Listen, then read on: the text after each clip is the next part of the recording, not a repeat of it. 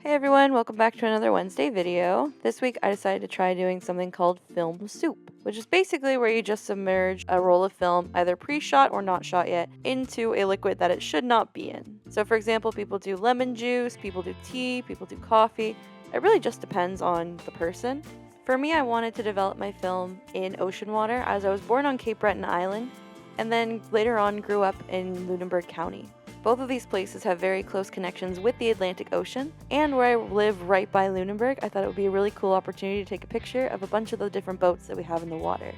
So I went down to the Bay Area, and I was able to get a mason jar full of ocean water. And then I brought it back home, and I submerged my roll of film for 1 hour. You can do longer. I've just never done this before, so I thought an hour was a safe bet. But honestly, looking back, I would have probably done a little longer than that. Once the film was done being submerged, I put the film in my Patterson tank and then gave it a good rinse before I started actually doing the developing process.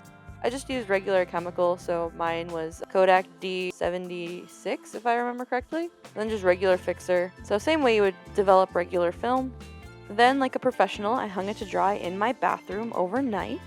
And then in the morning, I was able to cut them up and put them in through my scanner. And finally, here are some of the comparison results. So some of the pictures that I took in the same spot on my phone versus how it came out on film after being soaked in the ocean water for an hour. I took a lot of pictures by the port, around the bay, of different boats. My only real regret is not leaving the film in the ocean water for a little longer. I feel like the effects were very minute. If anything, they kind of just looked like developing errors. I wanted it to look really funky and really messed up. Go big or go home. But this is a really good starting point, and now I have a baseline to work with in the future.